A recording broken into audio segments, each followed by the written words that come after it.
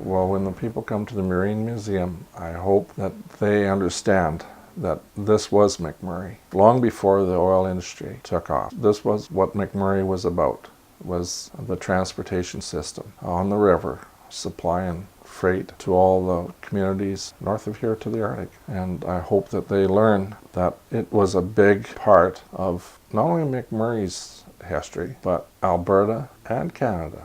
Because it's amazing, not many people know about this. So many people come by and say, why are these boats here? What are they doing here? And once you start explaining it to the people, they get pretty taken back and think, wow, I never heard of that. Didn't know that existed. I started looking back in the history records of it all, and I thought, wow, you know, these things have been here a long time. And being as a kid, being raised in McMurray, and we lived right next door to the shipping company, it was part of my neighborhood. It was part of my life. And it was amazing to come down here and see all the barges tied up along the river here and see the stuff that was prepared to go north. It was interesting, and I thought, you know, these boats, when they finished in '76, and I'd heard they were going to go up for auction, and I was just joined the Historical Society. I mentioned it to the board one night, asking, you know, would we or should we maybe think about taking these boats on and preserving them and keeping this history of McMurray in town. And they all seemed in favor of it. So we decided we'd approach the municipality, and the mayor and the council, they figured, yeah, this sounds like a fairly attractive deal. And we started immediately organizing, and it just started coming together. I'm sort of the coordinator for the project. I have been right from the conception of it when we first started with it. And it's just organizing everybody and trying to get people on board to help us. And I do a lot of the work, painting, sanding, whatever.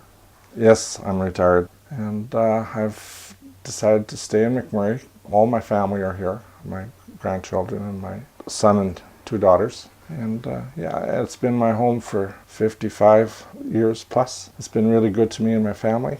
I don't know where else I could go. I'm finding too now that some people that have come from places like Ontario, BC, and I've met them personally, and these people have told me this is the greatest place, the greatest thing that has ever happened to them. They have no intentions of even thinking of leaving. And I get taken back by that, and I get, wow, this is different. I said, are you serious? Are you kidding me? And they say, no.